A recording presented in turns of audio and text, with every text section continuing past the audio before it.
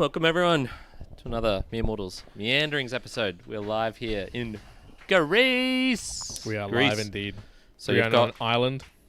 on an Mykonos. island. We are on the island. You should hopefully see some of the water in the background. Some beautiful If you decide, rocks. if you decide to be watching this live, you probably are getting a good view of the sky, which is quite blue, not as blue as the ocean behind it. And then just over our shoulders, we can see boats and people swimming around and music's going on in the background. We've also got Joey. Hi everyone, my name's Joey. Who, if you are an incredibly long-time listener, was on episode 5 of the Mere Mortals podcast. So it's been quite a few since then. I think if we combine, we've talked about it ages. If we combine the podcast / book reviews, conversations, Mere Mortals in Motion, Morpheus Show, Reseñas, Value for Value, it's like it'll be easily over 1,000 episodes, but I don't know how much more over 1,000. So welcome to the 1,007th show or something like that. Yeah. Sounds good. Pretty good lousy one. It's pretty lousy one. No, I've been doing some stand-up comedy since 2023, and he recently went over 100 stand-up shows, which is a pretty big feat. We've done a lot of episodes from a podcast perspective, but I've always thought to do a stand-up comedy gig or event is a lot harder. Like, it's a lot harder than just sitting in front of a camera. So, like, a lot of times, I think a lot of times when I hear people doing a podcast, a lot of what they say is, it's really difficult to get in front of a camera or speak, right? And then you'd have, maybe if it's like an audience of people. But, I mean, I don't know if it's part of the fact that myself and Karen have done it now for quite a long time, but going to see you perform and just seeing random performances of things, I'm like, doing a stand-up comedy sort of gig would be probably, I would say, a magnitude difference in difficulty, to be honest. Do you think it's sorry, you've now done 2 podcast episodes. Yeah. You've done 100 plus comedy gigs. Yeah. Would you agree? Would you say it's probably a magnitude difference? Yeah. Doing open mic level comedy, as amateur as comedy can get, in front of people who sometimes don't even really want to be in the audience, don't even know that there's a gig going on, and following maybe a comedian who's maybe done some awful jokes, which could have, broken some... it's way harder to get in front of a stage and on a stage and bomb or do poorly than it is in so many other parts of life. Like, it makes life easy. If you can go on the stage and get no laughs and walk off, your whole life becomes easier. Okay. What would it take for you, Karen, to get up on stage? Like, say tonight. Tonight, it's currently, you might not be able to tell because of the sunlight behind us, but it is 6 p.m. If we were to say 9 p.m., you've got to get in front of 107 people, none who you know. Yeah. You've got to do a comedy gig, 15-minute gig session. You cannot get off that stage. 50 minutes? 15. Oh, 50. 1-5. Okay. That's pretty long, is it? Yeah, it's typically 5 minutes. 15 minutes is long. 15 typically minutes is very 5 minutes. What would it take for you to be able to do that? And the payoff is, like, your life might be hard now, but, like, the payoff is, after you do this 15-minute stand-up set, your life's going to be so easy, man. I would think, like, a whole bunch of money would certainly incentivize me. Okay, so you need, like, the incentive. We're doing $20, $25. If like, you and Joey had done it beforehand, probably social pressure would be enough to get me up there. Yep. I think I'd be able to just rattle off some stories, like some of my favorite stories that are semi-humorous. So it's not the lack of material that would really irk me or scare me, but it's never fun. I feel like getting up in front of a stage in front of a bunch of people to perform. Sure. What makes a difference, though, right? 'Cause again, it's just a camera there. Yeah. And I have heard likes of like Alex Hormozy or a few other people being like, for some, at least for ours, some of the really popular episodes that we've done, or clips, why not? That you go into the thousands of people who have seen it, watched it, listened to it, whatever else. So when you think about it in that way, why is it just because it's just a camera and so you don't see the faceless people that might watch this into the future? Is it the different people that are there? Well, definitely the time scale of things, of a whole bunch of people. If I had something that I have had a clip that's gone, hundreds of thousands of people watching it, but that doesn't feel like 100,000 people have actually interacted with that. Well, when you said that particular line, it didn't feel like 100,000. Yeah, you're not in front of behind 10 stadiums or whatever. Yeah, it's definitely that difference of just not having people there in front of you. But like to compare it to the so I did a lot of paneling and work, like hosting at the Hosky event a couple of weeks ago, and that was in front of a room of 30-something people. I felt extremely calm. I didn't feel nervous. I felt more nervous going to a Bitcoin event and doing a presentation, or even like a 5-minute soapbox in front of people that I knew more intimately than these bunch of randoms. More or less. You don't. The difference is between public speaking and comedy is that you don't. Public speaking, you don't have to make them laugh. Comedy, you have to be inherently. You have to be funny. There's an ask of you, and and it's very obvious if you're doing well or not. I think you can tell if you're doing poorly or not for other things just based on people's attention span. Are they looking? Do they seem interested? Do they ask questions afterwards? So you can tell with those as well. It's somewhat of a performance still, but I'd say comedy is much greater. You did. I don't know. How about you? What would take you to get on a stage? Sorry, I'll just jump in. Yeah, so Kyron did do the best man speech at my wedding, and he did get quite a few laughs. And the speech went for 3 or 4 minutes, really good. And that was in front of 130 or 40 people, and at least 100 of those would have been strangers. So Kyron that's a really good point. Has done it. Did you find that difficult to do?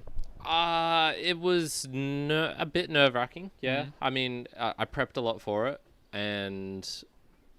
but it wasn't like daunting either. It was like, okay, I know this is coming up. I'm not particularly looking forward to being in front of that many minutes instead of 3.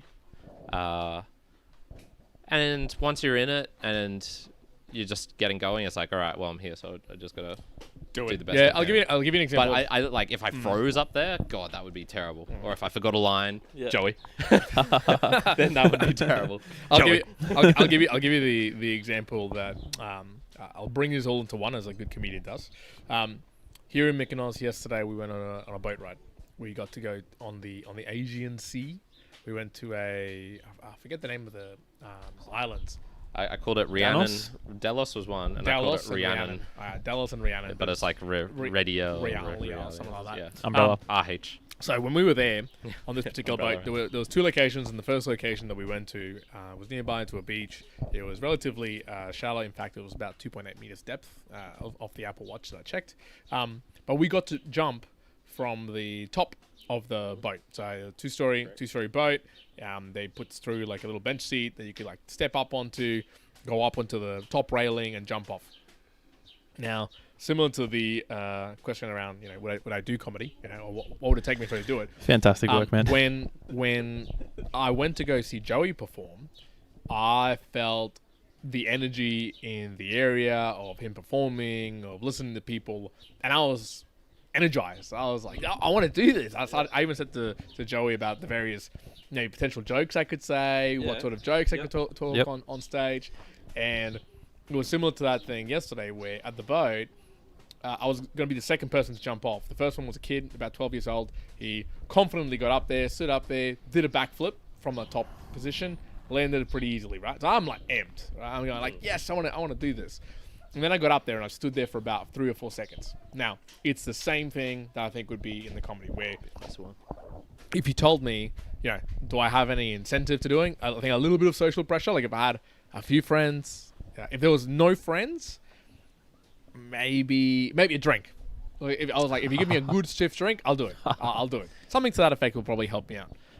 But if I was to get up there and freeze or think about it for 3 or 4 seconds, then, or I have no preparation, then I might freeze and bomb in the sense that I just kind of get up there, look around, kind of like, hello. Would I get through 15 minutes? I don't even know if I could if I waited too long. So, and I've never done it, so I've absolutely no clue how it would go. Yeah. Kind of similar to the boat, there was, I think, 1 or 2 occasions where I got up there and I waited 3 or 4 seconds kind of looking around, and I went, I need to step down for a bit. Just step down for a second. But once you just get up on there and jump, man, easy. So I think if I could do that, and I don't know 100% if I could do it or not, but if I got up there, incentivized by maybe one of you guys being there or a stiff drink, I might go, yeah, and get going, and then cool, I'd be good for it. One side note about the boat. So when you jumped off, did it feel high? No, because I have jumped off higher before. Okay. Joey? Yeah, I really jumped off straight away, so I didn't freak myself out. But yeah, it felt somewhat high. I reckon we were probably about 2 stories up, maybe just below 2 stories. Yeah, look, I felt it. I was like, whoa, this is pretty high. When I jumped off, you felt the push pull down, and you're like, whoa, and you land on the feet and whatever else. I watched a few videos from different angles of our jumps. There was one me and my partner. There was one I saw of Rachel. I saw of some other people, and it looks on video, and I'll show you guys later. It looks like we are hopping off the side of the pool, like we're just jumping off a chair into the water. Looking back on it, I go, like, oh, that is not difficult at all. And I think that this is similar to comedy. Because when I saw you perform, Joey, and I've seen other people perform, I think I kind of went, oh, yeah, I could do that. Like, I can make some people laugh. Well, I could do that. If a 12-year-old boy can do it, then surely I can. Exactly. So I think it's similar, where I'm coming at it this angle with, how does the experience of jumping off a boat, watching the video afterwards and going, oh shit, if I'd seen that video, I would have gone like, oh, that's piss easy. Yeah. So now, overall, I think I'd say, give me a stiff drink, have to have friends there, and I'll at least attempt it. Whether I get through 15 minutes or not, that's a whole nother question. Yeah, that is a long time. Especially, I'm just thinking, the thing with the kid jumping off, though, is, he was confident. He did it well, did a backflip into it. Yep. If you had seen him just absolutely, like, launch himself and then face plant, like if it stood on the rail, stopped, stuffed it up, pooed, slipped on the poo, fallen in, hit the boat, it would have been a different scenario. I think I would have been a little bit concerned. So it does. I think it does. I would have cleaned it, yes, but I would have been concerned. Let the record show Juan would have cleaned the poo. I would have. Let the show. Because it does feel like if you see someone else do it first, then you're like, oh, okay, yeah, probably I can do that. But there is a hard art to it, and I'm pretty sure that everyone does. Is there any stories of people doing comedy for the first time and just killing it? Like, they don't bomb? Yeah, well, it depends on the person, but we had one guy, he seemed like he finished school maybe a year or two before, and he had real, like, school captain vibes, and he was just really confident on a mic, and he just, really clever guy, and he did very solid on his first night, when he outperformed several people that evening. Of us three, who's got the most school captain vibe? I'd say probably Karen because he's white. Nah, I think it's a bit of privilege. I think I'd be good sports captain material now. Not school, but now I think I'd be sports captain. I don't think I'd be school captain. Yeah, I've got zero ability to deal with anything related to school captaincy. Okay, there's no way we can see anyone. But but people can't see that looking at you from. I can't see. I saw Cole and Pat in the chat. We'll read them out a little bit later. All right. Well, if who do you think of us three now that you've heard us talking? Who would win out the vote? And you can see us as well. Yeah. School captain.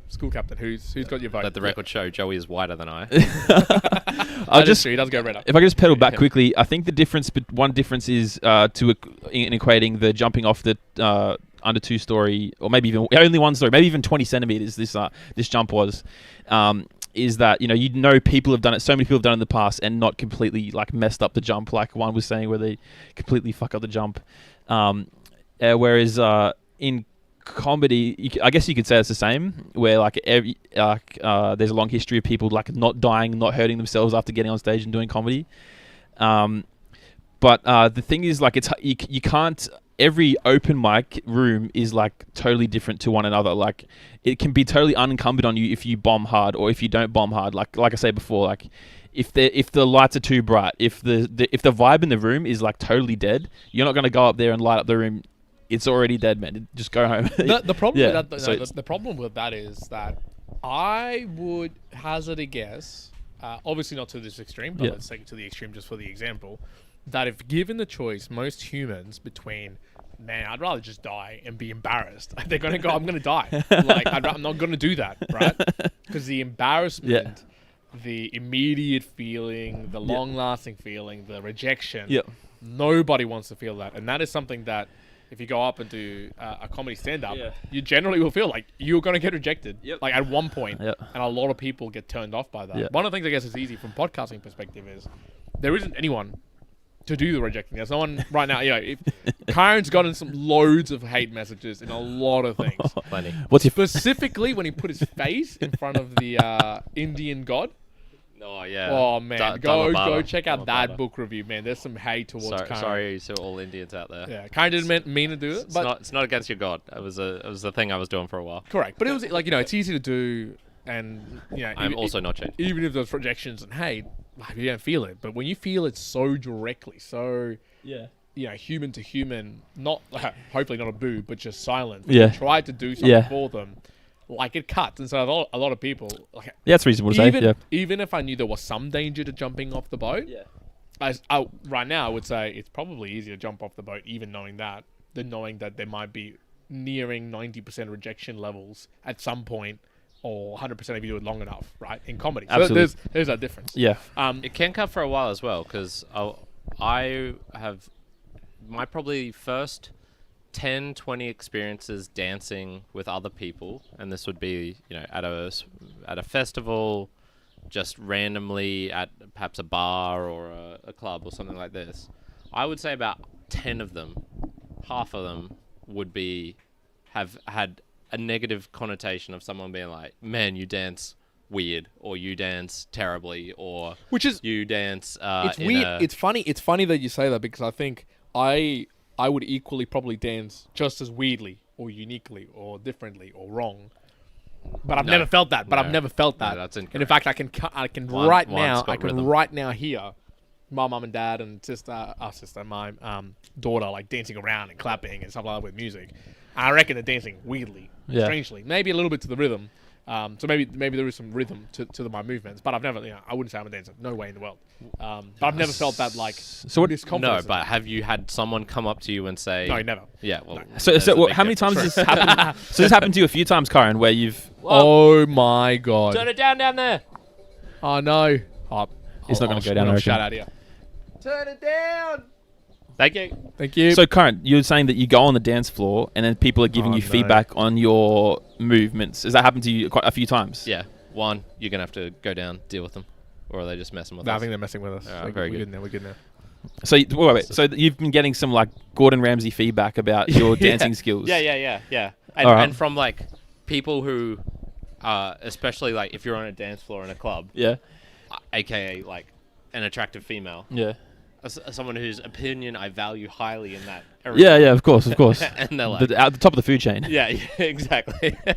And they're telling you, like, man, that's not good looking. Or like, I can't remember the exact things they were saying, but it certainly cut me enough where it made me more hesitant and more nervous to get up another time. Sure. And try again. So yeah. I could see like 2 or 3 bad experiences at something right at the start. Would really kill it. That's hard to come back from. Well, maybe, what else are they saying? Like, how can we apply this feedback? Well, I mean, look, I am dancing. There's a lot of feedback with you Karen, right? There's a lot. We don't want to turn it into top to bottom. All right, but again, listen out if you want in the comments. We're talking about doing a 30-hour podcast. We've just found the reason. Yeah, top to bottom. How many faults can we find? Look, this happened last time I came to the club.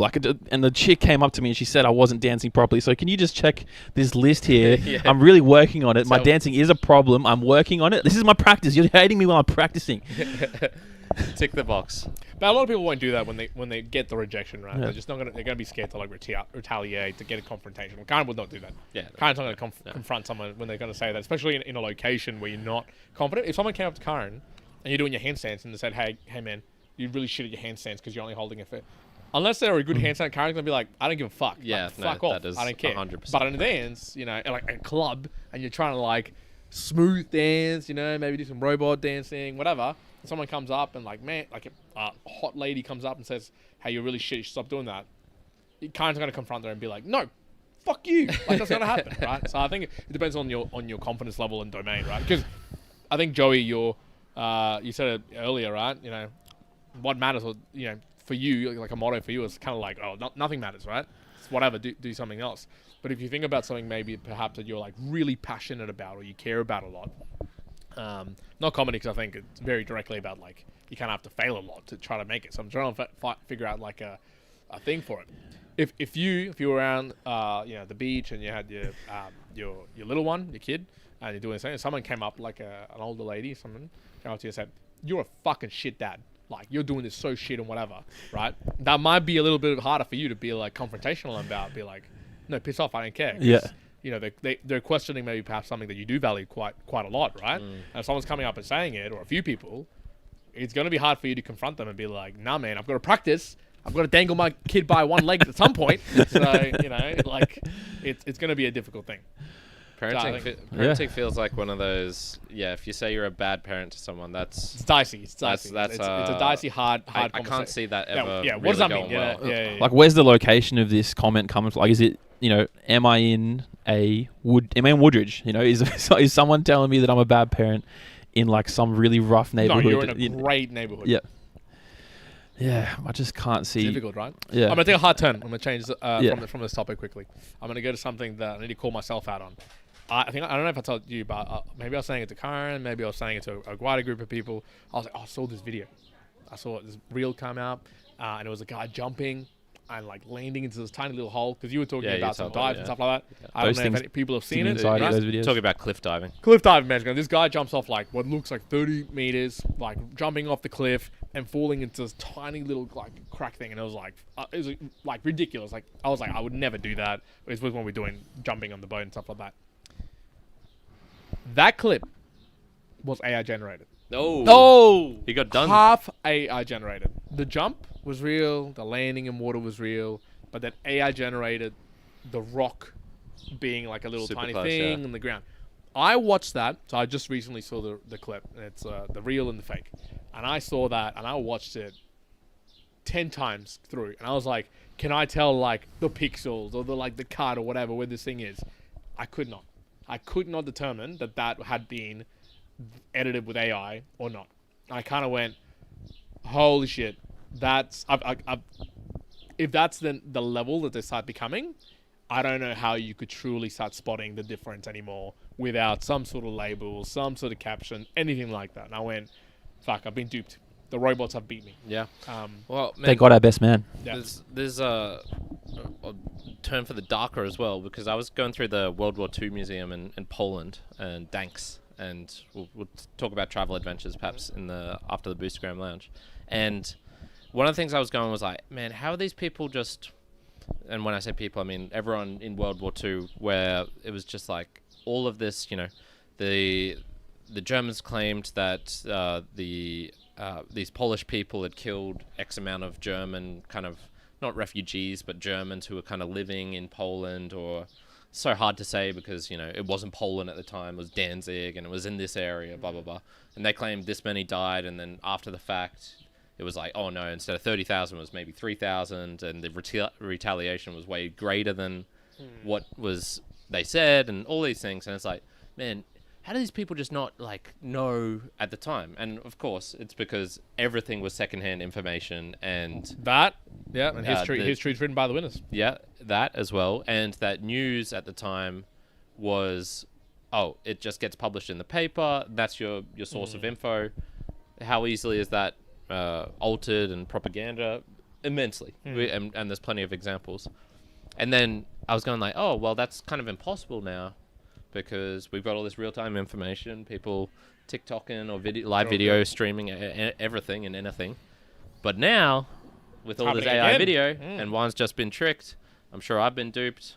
I was telling Joey about the paternal, it's like paternal fraud in a sense, where the man thinks he's the father of the child, and he actually isn't. And a widely known thing is 10%. 10% of children are actually birthed to a different father. Fathered by someone, but it's not the actual... Not the person who thinks he is their father. And Joey's immediate reaction was like, that's way too much. No, that's way too much. So I had a little look on Wikipedia, and it even said the commonly quoted or misquoted 10% number is actually probably closer down to between 1, maybe as high as 3%. And that any studies indicating more than that were, had biases and things like that. So, that's another version of the same thing, where it's like, I've already gotten that from somewhere, Lord knows how long ago, and that's just been stuck in my brain forever. Yeah, that's just been like the truth. It's going to be so hard to decipher between AI generated videos and otherwise going forward. And already, I guess one option is we just gotta, and particularly when it comes to wars and really terrible things. I guess what we could do is we could go to fly over to Palestine and check. We could do first person check-in. We could do that. Just go check. Obviously, we're not going to do that. So then it's like, okay, we need to find someone to do that for us, who we trust. But then, what if they get an AI bot though? Yeah. Well, how many people do you trust to give you the real news? And then they're probably misquoting stuff, or they're already. It's a mess, man. It's a mess. Yeah. It's very hard to sort out. It just kind of demonstrated again to me when I kind of saw it when they reposted it and showed that it was the edited version, kind of going, man, that's going to become tricky in all the scenarios that you listed. Now even more easier for people to be able to do that as well. I guess your point, Joey, is like, are you going to go first person check all of these things to validate it? Like, you won't and you can't. So does it become a case of you just got to pay attention to less things? Right, if you wind it back all the way to whatever 1200, 1300, 1400. So I think I saw a map of 1444 around the 1400s of Europe, and I bet you most people don't even know this. If you ever go and look at a map of Europe in the 1400s, and the various states and democracies and countries that existed, it's like a ridiculous amount. Like if they do like where the borders technically were supposed to be and whatever, it's out of control, like crazy amount of variances compared to what it is now, because there's a lot more amalgamations. At the time, I'm sure people who lived in what is currently now London or in Paris didn't give two flying fucks what was going on, 1,000 kilometers away, nor did it matter. Do you think, I guess we're more of a global civilization now? Fine. Yep. Doesn't matter what's going on so much in the wider world. I mean, probably for you, kind of the answer is like, not really. Yeah, I dislike war. I dislike, that's a good start. People harming other people, all of those things. But, if you're asking me to care about Israel invading Iran or Palestine or wherever, I find it really hard to do that because I don't know everything about it, and I'm not going to spend 2 years of my life trying to decipher whose side I should be on, if there is a side to be on. So yeah, but that's what I mean. I voluntarily check out. That's why I say to your point, Joey. It's kind of like, you can't really be a first person to some of these things because like you'd go and waste all this other time doing it to try and get to that sort of source of information. It's like, is it better at that point to just kind of not care? Right.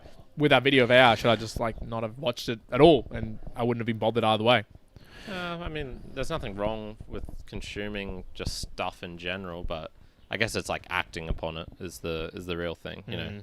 If you're watching video after video of cliff divers jumping into rocks near things, and that inspires you to try it for yourself. Yeah, and then you die. That could be a bit of a good problem. point. A rabbit hole of fake videos would be nuts, man. Yeah. Have you used any AI, Joey?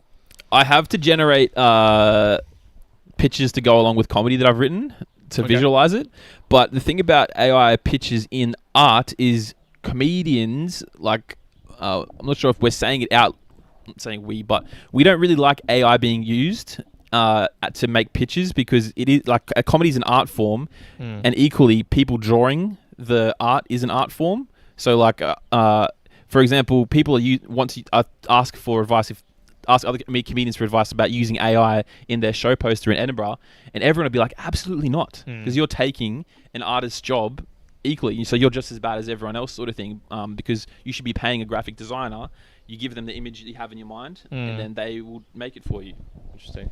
Yeah. So AI is so basically I have used AI, but I won't use it anymore, just because that's where we're at the moment, and I haven't I may use it again in the future, but just for now, I'm not trying to use AI in content I create because it's like an artist looking after artists sort of thing. Yeah, no, it's a good call up. Interesting. There's a similar pathway. I guess using AI, I guess, is more so a machine learning algo setup. But in our podcast, we haven't used any of the Audio Labs as one example, or other ones where you can essentially clone your voice to go and create, 10 episodes per week really easily so that it kind of sounds very similar to us. Maybe it's not in the exact way that we might pause or laugh and everything, but to maybe a casual listener, maybe they couldn't tell the difference. Now, they could be doing that, and I've heard of a lot of people out there doing it. So Stephen Bartlett from the Diary of CEO, I don't know the exact way that they're doing it, but they've got a whole stream of AI podcasts that they're doing and working through and it's scaling up like really rapidly. I'm sure there's a ton load of other people using it, right? AI podcast, AI listeners as well, probably. Yeah, that's maybe. Not just all the robots listening. Yeah. But, part of me goes... Look at my numbers. Kind of like what you're saying. Yep. There's part of the art form of the human creating, of the human doing that is beautiful. Yep. Yes, you consume... I guess with comedy... If you're there in person, you're consuming it directly, so it's not that problem. Yep. But if you're consuming it digitally, like a lot of people, well, everyone consumes for us, then there's the question that always gets thrown in. It's like, okay, yeah, but could you be doing a lot more with this? Are you getting really that much of the human touch by us talking versus the AI taking it? My stance at the moment is like, I want to be doing this myself. Like, I want to be classifying and discussing and proposing my things that come directly from me. So if you're listening to this, it's still a human, right? And I think eventually there's going to be a stamp or a value add from it being a human-made product, whether it's an art form, whether it's a product, whether it's a book. Like you have an array of books and maybe 38% of them are all AI and the rest are human, but you got to designate what it is. Maybe they increased in value because people just place more values on something that's man-made, human-made. That's what I think one of the risks is that I'm probably not adverse, and I actually don't like the argument of like protecting other artists. Protecting is a strong word, of helping other artists. Okay, fuck them. Well, what if you ask them to do some work for you, and then they're just using AI? It's. What other argument do you have other than that? The other one would just be like technology doesn't care, the consumer doesn't care, and if you're intentionally handicapping yourself, it will come around to bite you at some point. Now, look, if it's like a dear friend or someone, and you're just cutting them out to dry, and they've been relying on you for like 5 years, or you've had a really strong relationship or something. Yeah. But just the general, it's kind of like the argument of like they're going to take our jobs. It's like, well, whose jobs in particular? What job in particular? How's that going to affect that person in particular? I find it a bit too vague. My only push against that, which is broader and maybe goes to what you're saying, Joey, is that like everyone can have information. Like if Joey wrote up and thought of his jokes, right? You've got your jokes that you've put through. You could give us that exact list and lines and us like memorize it and talk it through, and we wouldn't deliver it in the same way, even if we had the exact like pitch and pause and way to deliver it, because in the moment there's like certain little nuances and whatnot that would be different that Joey would adjust that we wouldn't. And so in my mind, what I'm just thinking is everyone can have the information, but it's through the doing that you find the wisdom of doing it in the better way. So with AI, at least I've found that in the places that I do know things really well, when I use AI, so beyond the podcast, other work stuff, man, it's super helpful because I know relatively what it should be and towards, and that would be great. If you ask me right now to use AI like in a creative way, hey, go use AI. I can go use AI and write a book. Because I don't really know the realities, the ins and out of a book, I might think the product is good and the end result, but in the end, it probably is missing a lot of the wisdom of humanity to actually get it to be the right thing, because maybe this is, you change this and you shift this around where maybe they're not there yet. Maybe the only pushback on that, like to support Joey, would be, yes, you could be using AI to go and create the images, but perhaps in the process of either yourself doing the image or asking somebody else, you might improve the process of the joke that you're writing. You might find something funny, something funny will come out from that particular process. There can be a direct support and be like, first of all, this joke came, this image came from this person. So there's an extra level of just humanity you can add in the process that AI removes. Again, I'm fully supportive of AI in a lot of places, but I could see why you might be saying in creative endeavors there might be some reasons as to why it would benefit, Yep. even if at the outset it looks like, but you can get a lot of quantity out of it in that regard. Yep. Just to quantify, I'm just talking about AI in the comedy, i.e. Art space. Like I understand sure. AI is taking jobs in other industries. I'm just talking about this specific instance where a comedian who's doing their own show would pay a graphic designer to do their poster. And you sort of mentioned how the graphic designer might just use AI themselves. Well, then you might not. They probably wouldn't get the job. Like, I probably wouldn't hire them. Yeah. But it's interesting you bring that up, because I believe that at the moment we're sort of going through an AI wave, and I think what we'll see in the future is actual pushback against. So we're human. They'll be looking for the most human art that they can find, because they don't want AI. Yeah, content is king. That's the main takeaway. So if you're using AI and it's like shoddy work versus doing it via graphic designer who's hand drawing pixels, or you know an artist who's creating something spectacular, then of course, like that's the main thing. So I have seen a lot of really shitty AI stuff as well, and you know what, I guess the question is, Juan's AI is backing up. My Siri's saying he doesn't know how to what? Do you want to go? That's Juan's AI was saying that. Sorry. So Siri wants to fight. It would be more along the lines of, I guess it's just the transparency of it for me. How much of the stuff I consuming is created, by someone? Well, not by someone, by a prompter just doing like a real half-assed effort and just creating something. Yeah. Versus, and once again, is that a half-assed effort? Are they actually? Yeah, it goes into really the realm, like, because when it's, and maybe this will change into the future. And I'm going broader beyond comedy. Yeah, it might change in the future where genuinely the stuff that it spits out is almost alike to just a brand new human with lots of humane interaction and emotions and whatever, and then the conversation changes completely. But like if I see an ad right now, let's just say, or a post on Instagram, and I see the telltale signs of what of an AI ChatGPT equivalent creation is, I almost just skip it now. I almost instantaneously whatever. I see it. But if you were to do that and then modify it slightly as a human would, and add a little bit of more fluency, then fantastic. That's still, to me, you're leveraging the technology and then adding the spark of humanity that makes it good. It's when it's without that, or without that reasoning, or the added wisdom of a human to feel it. It's like, it's missing something still.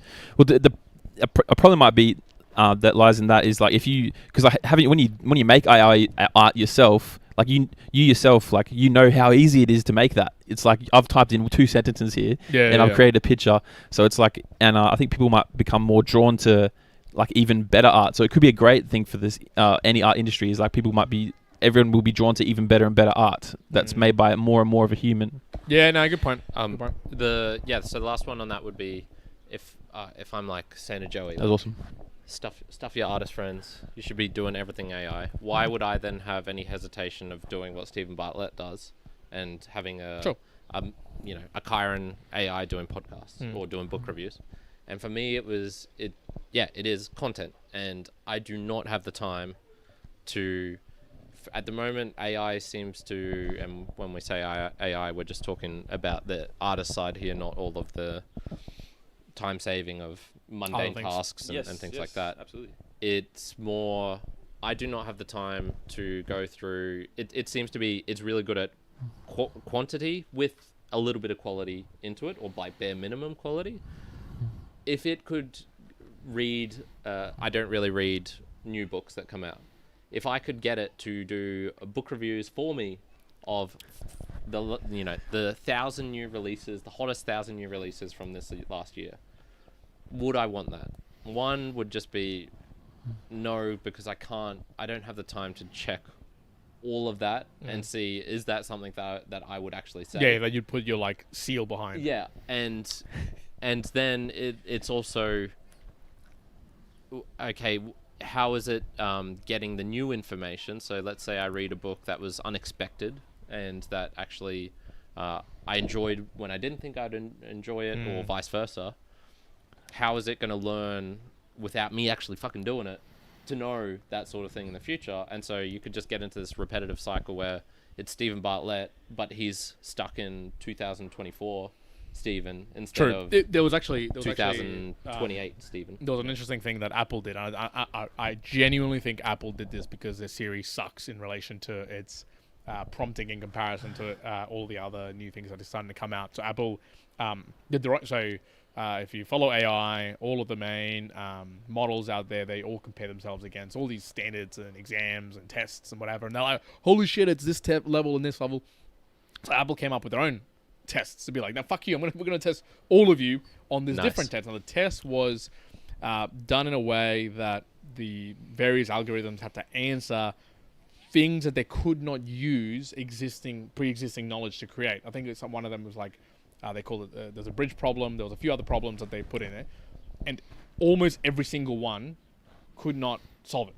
Like basically every single model cannot do all of these various things and problems and assertions and I can't remember the exact ways that they were calling it, but it was basically Apple's tests, again, whether exactly Apple it was or this is just a social media post, it was like, yes, the algorithms can do all the great things of the existing information, but again, put them up to a problem they cannot reason from existing logic. They're not that great at. Still, I'm not saying it's an overhype of AI that everyone's. I think AI is going to be a fantastic thing in a lot of ways, but it then makes me still question, like you're saying there. Yeah, I agree. You know, you evolve as a human, day to day, week to week, whatever it may be. A new book comes out. You might like it. You might not. Something might happen. You might jump off a boat. You know, you land interestingly and splashing your feet and you make a comment about it. You talk about comedy, you say Joey how shit he is, you go up on stage like I might go and fucking bomb out. It changes like you change as a human. One breaks his leg jumping but that like wisdom, which is just human experience, will always be missing in AI, because how are you gonna really replace digital identity with someone with like in a digital way without that continuous way? Now you could get there, you know. What if everyone had live video feeds continuously going and you got monitoring of all your vitals and it's picking up all these things? Okay, then, you know, maybe it gets to that. At that point, you know, are you a human? Are you a bionic at that point? Because you're kind of like almost immersed with digital things. So, yeah, you never know. I'd say that last bit of what you're saying there, I think that's a question for a couple of years away. I think that's a good question for a couple of years away, because we're still figuring this stuff out. Yeah, I've only got 2 brain chips. Joey's got none. Karen's got a couple as well. So, you know, that's why he's bald. Between us, also just that live thing, live 24/7, I reckon's coming. That's coming hard quick. That's coming hard quick. There's a lot of streaming and whatnot that probably I don't even get to see, but a lot of younger people I think are consuming a lot of live streaming. Your brother does. My brother does, for sure. So I think it's coming. I think we jump into the Boostagram Lounge. Have a look at some comments as well. Yeah. And then I want to touch just upon the travel adventures that we've been on. Just before we get into that, I'll just say So I think that we're before the realization of AI in a more fundamental sense. So I'd say in that way, your idea of getting AI to read the books quickly and summarize it for you and then pump it out all the time, I think that's a fantastic idea. Just pump it out. Who's to say? Ride the wave, because we're pre overcorrection. Like we're pre that point, so people don't even really fully understand yet. So you could be the first to make that wave, and that's a problem for a couple of years away when people realize that AI is everywhere. And I've been listening to these reviews by an AI bot. That's true. Do it now. Do it now. Ride the wave. My only challenge back to that is I think a lot of people are doing it already. Heaps of people are doing it already, and quantity at our level isn't as beneficial, I would say. Like quantity right now isn't really going to benefit us versus a real good quality episodes that would be game changers. Like if we pumped out 100 book reviews or 100 episodes about random topics, I think they're going to get just as much interaction as we get today, which is fine, but it's 1, 2, 5 great quality conversations that people connect with and then gets reshared and gets watched. That I think at the moment only really happens through a more human or really baity type of AI. I guess I would sort of say. Yeah, for sure. So there was a couple of live comments. I'll got them up as well. So I've got Pat saying awesome and little high five, little hand up. Cole says, love this location. We love it too, mate. We love it too. I'm typing this while I start my last shift at the steakhouse. I'm starting a new full-time job tomorrow. More hours, more money. Happy to see you guys on this day. Good luck, man. Miss you, Kyron. Thank you very much, Cole. I have been, what would you call remiss, something miss in not keeping up to date with him over these last 3 weeks. Been pretty busy, so fantastic here. I'm gonna man. More money. In Hope things are going well for you, man. I know he was wanting a new job at some point, so that's really awesome. And I've got a Boostagram. What I call? I've got a Boostagram. I'll call it out. It's from our good friend Peter. He sent through Petar the Slav. Congratulations, Juan. Me. All the best, man. That's in relation to my wedding, which is where we are right now. In the beautiful Mykonos Islands. In the Greece Getaway. Send 100,000 sats. Woohoo! Big boost from the man. Thank you very much, man. That's very, very much appreciated. As always, Peter. You and the other. We do see some streaming as well coming through. Obviously, I haven't seen much more coming on the last couple of weeks. We basically haven't been doing anything. I did pre-record a lot of stuff. That ended about a week ago, something like that. So you won't see any of the new stuff come out for a few weeks after this. Maybe we might try and get another recording before we leave here. But we'll appreciate see. obviously. We'll just leave all the equipment on Joey's bed. Yeah, correct. And I don't think his they're wife doing. will just have to deal with it. Yeah, I don't think they're doing anything. I think pegging was in the order, but maybe not. We'll see. They do have it live down there, listening on loudspeaker too. Oh, good. She might have heard that. It might be getting quite excited at the proposition for tonight. Great. So we'll see how that goes. Great. Travels. So Quick, talking about that, we're talking about travels. We're talking about pegging. Kyron's favorite. Travels. What's been going on, man? Favorite. So a quick catch up. So I have spent, we did our last episode in Brisbane. I had a couple of days, then I flew out. I spent 5 days in London.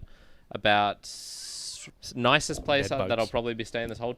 Here's nicer. Wild. Here's nicer, but the second nicest place I was staying this whole trip. And bed bugs. And I got bed bugs in it. Hence why I don't like expensive and nice Can't things. trust expensive things, man. They mess me up. And then I came back to Germany, 3 days in Berlin, 8 days in Munich, and then flew here to Greece the other day. Mm-hmm. I was Joey and I were talking about this the other night. What makes you've also been gallivanting about and seeing many cities and places. What's your least favorite and why? Too many people be talking about what they like about countries. I want to say that we need to bring the criticism back into the diaspora of the world. All right, sorry, that was my little soapbox. One. What do you hate, Juan? That's an interesting. What's annoying you? I'm trying to think what was the like. Hate's a strong word. Yeah. Hate's a strong word. What do you dislike? Or you're ambivalent about, or just was like, Los Angeles. Yeah. Cole. Los Angeles. I'm a bit ambivalent / kind of negative towards. I've been to Los Angeles quite a few times in my life. In fact, it's probably outside of Australia and living in Colombia. It's probably the place I've been to the most. Really? Yeah. And I have got to say that each subsequent time I've gone, I've been more depressed and saddened and screw annoyed, Los Angeles, man. And, it sucks. Last time, before the last time I went, so the second last time I went, it was all right. It was okay. I was going from a road trip from Los Angeles, so through California, Los Angeles to San Francisco, and then over to Las Vegas. San Francisco was kind of fine. Las Vegas was awesome. Los Angeles at the time, I was like, it's kind of okay. I think that was 2014, 2015, maybe around that time. And then the last time I was back was in 2022, I believe. I think that's right. And I just went, I don't see myself ever coming back here unless there's a reason for me to go to LA. I'm not involved in the movie business. I don't do music, so there might be reasons for people to go there. I've got to say that's probably my least supported city area that I visited. I don't know if I'd ever find a reason to go back there again. To be honest, that's got to be my top one. For sure. You sold me. I'm definitely not going there. Definitely not going there, man. That's it's just there wasn't anything. It has tourist traps. Yeah. They weren't even worth it, to be frank with you. Going to, the people were okay, if not fantastic. Yeah. The prices were expensive and not a lot of great things. It has a lot of things that you could classify it as being a good at, but it's not the best at. Yeah. So then, I kind of go, what am I doing? What am I doing here? If I want a nightlife, there's better places. If you want cheaper, good food, there's better places. If you want stars or iconic locations, there's better places. Yep. So I kind of went, man, I don't see it. I don't see it. Yep. So and I think adding might on not be top of popular, that but is the Very popular. Sitting in Mykonos, all those statements are very true. yeah. we are in a place where it's more expensive. Yeah. You probably get less choices of food. Yep. You might have more annoying people, perhaps. I still like it better. This is way better. For whatever reason, right? Yeah. So I don't know. It's for sure my least favorite place. Yeah, I was so going to say far. the cost thing was that, getting a milkshake, that was, $18 Australian. No, it ended up a bit more than that. And it was just a milkshake for me in LA. That kind of hurt because it's like, this is just a milkshake. Like if it was a fancy In LA as well. if it was a fancy like foreign country milkshake. Yep. Yeah, look, there was something special if we're about missing it. something about LA, tell us. If we've disgruntled you and you're an LA citizen, tell me why. Perhaps we should take you. Maybe you haven't never left LA, and that's probably why you've never experienced anything else. But if there's a reason like why you think it might be good, maybe there's a vibe or something that we're missing about it. Look, we're completely stumped. Like, let us know in the comments. But like, we genuinely think that there is nothing good about this place. We don't believe. By the way, I'm gonna just say it now. Yeah. At the end of this Yeah. episode, Yeah. Karen, you've got to tell a joke as if you were doing a comedy stand-up, and I've got to tell a joke. So as we're going here, Yeah. I need you to think through. No one's allowed to say particular Joey's joke. comedy career as well. yeah. Because I knew that's a given. That's not. One and Karen were both going to say that. I'm pretty sure. So for me it was Dansk, as it's known, GDANSK Dunks. with a little tick over the end. Yep. The reason for it, and that's just from this recent trip. The reason for it was I didn't get to experience what I would call any Polish culture. So when I went there, food-wise, they had pierogies was about the most authentic thing. I did have a soup there, which was nice. Sure. It was kind of like a sour soup. But other than that, like food-wise, there was nothing. The city itself is stunningly beautiful, but it's like a modern architecture. There was nothing like...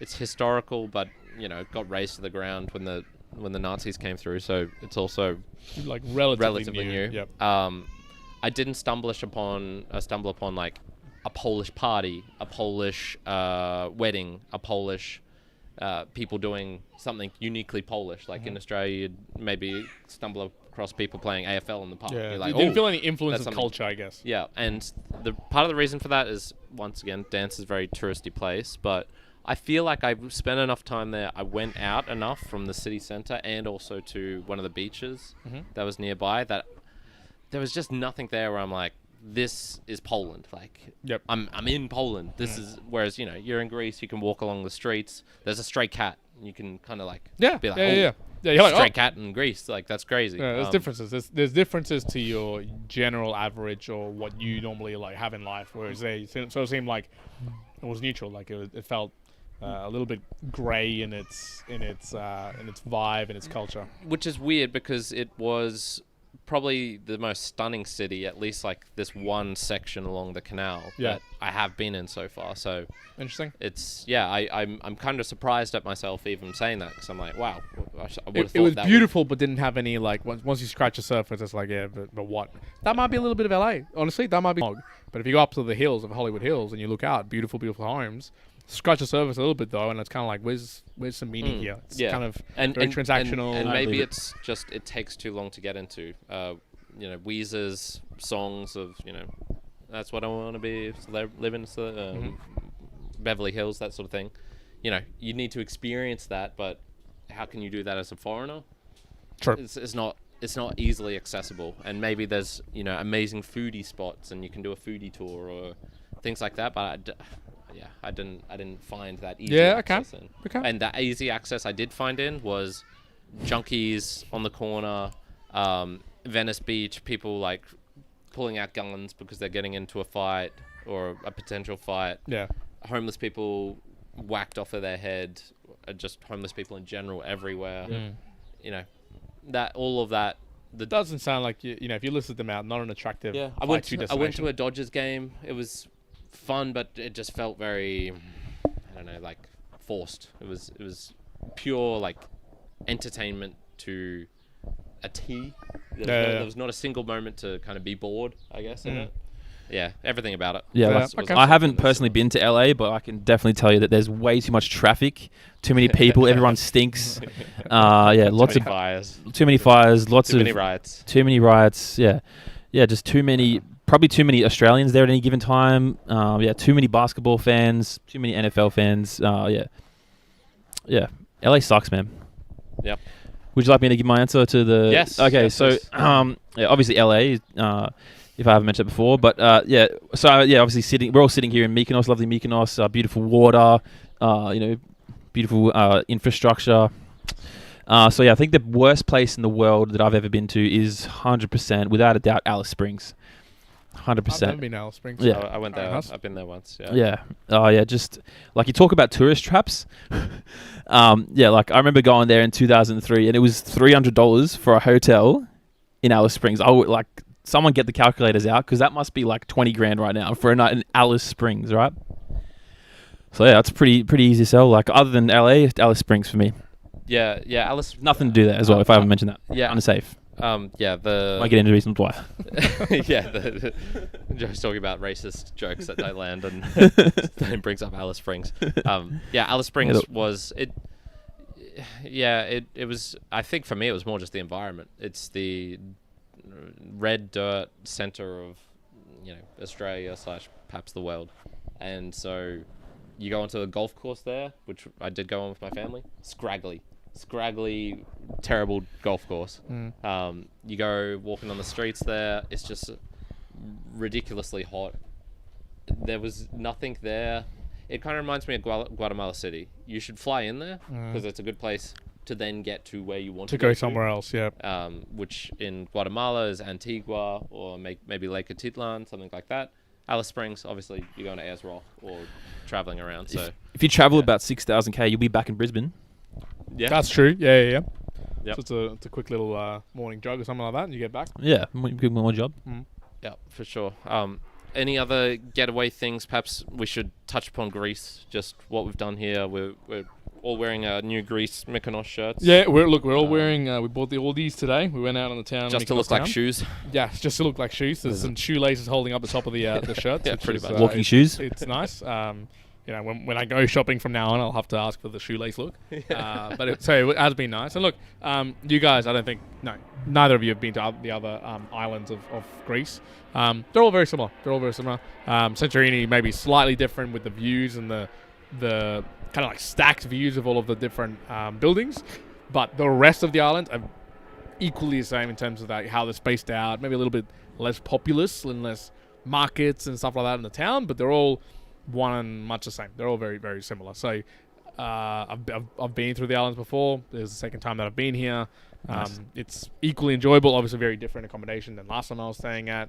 I think I've enjoyed, and I enjoy the area of Greece because some of the foods as well, like the popular foods with your meats and your chips and your salad. I like it. I like eating that. They seem to be okay with you drinking on the street and having a good time, merry old time.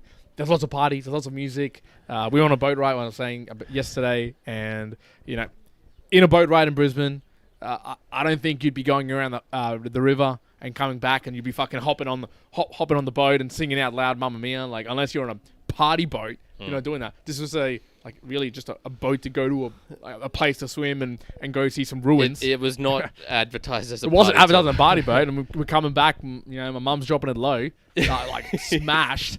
I'm like, this is good. This is really good. Yeah. We almost lost people coming off the boat. Yeah. And how wavy it was. There has been mysterious bruises appearing on people's legs. Exactly. Yeah. So it's like I like it for the energy it brings. It is Grecian in a way, right? You can't not tell that you are in an island or in Mykonos, right, or in the Greek space. So I like it for that reason. I've been enjoying it the same. I think in the past trip that I've had in this particular go around, France and Italy, all of them have been good in the sense that when I was in Italy, I did feel like Italy. When I was in France, it definitely felt like France, you rude motherfuckers. So it's all been good, and Greece hasn't disappointed. Yeah. Very good. Very good. On my flight here, a couple of people on the plane were asking if people were traveling to Mykonos, and if people said they were going to Mykonos, it would be like death stares. Like the locals don't want you going to Mykonos. And can I say to anyone who has that feeling, like Mykonos is the best. All right, the haters are wrong. Mykonos is awesome. I'm sure this is just as beautiful as the rest of Greece. Mykonos is great. Yeah, I've thoroughly enjoyed it. It surprised expectations, especially in terms of like price of things. I think it's helpful to get told like it's really expensive, and then you find an awesome bakery, and it's like it's good prices. Yeah, absolutely. Yeah, nothing's a surprise here, which is awesome. Like you come here knowing that things are going to be very expensive, so you can prepare for that. So like you say, when you get a bakery, and the roll was, we paid $3 for one of the most beautiful Navari and garlic de pudding, really nice bakery desserts for a good price. For sure. Yeah. Oh look. Yeah. It's good when you get like if you go to expensive places, it's going to be expensive. Don't get me wrong. Just a couple of beaches away, there's like the most expensive place in Mykonos where you got the yachts that come in, $1,000 bottles that you got to buy, €100 beds that you got to pay for. If you go to those places, sure, you're gonna do it. Same thing. You can go. The worst place you can go to, LA. You can find equally very expensive fucking shit. Yeah. And not have a good time with it as well. Yeah. So, but you pick your poison. You at least can pick your poison. Yeah. In a roundabout way. Is it for someone who's like very poor? If you're like, I've only got $3. Not really. You'll be on the street like a gypsy. Yep. Begging for money, right? Yep. But again, if you're going to go to places that are somewhat you need to pay because it's an island, it's remote. You got to get food to the location and everything. Yep. Kind of is a given. So because it's a given and it's still okay relatively priced, I go, it's good. It's good for that. For sure. I think we ended with the comedy jokes. The comedy jokes. Karen. So is it going to be all three of us, or is it just us two? And then I think me and Karen will do one, and then Joey, you hit us with your best one to kind of like land and finalize it. This will be my best joke ever. I promise you. Yeah. I'll go first unless you've got one off the top of your head. Mine's an easy one. No, you go. I thought about this the other day of like what do I say as the opener? What's like the opening joke to try and like land it, make it funny, set the scene about like what sort of humor I bring. I want to say, thanks for coming, everyone. I haven't yet, and I hope so later tonight. But right now, we're going to do some jokes part one. That's how I sort of begin it, right? Do that in a gay club, man. That'd be great. Okay, so is that probably where the environment? You do that in a gay club. That is standing ovation, sucked off on the spot. Okay, time and place. Bum rushed on the stage. Okay, well, no. If you told me it was a gay club, but thanks for coming. Yep. I haven't yet. So please put your hand up if you want to be my first taker. Oh, it's good rhythm. I'll give that 10 out of 10. Yeah. Okay. Be careful what you ask 10 for. 10 sucks out of 10. Careful what you ask for. You will get sucked. Yeah. Okay. All right.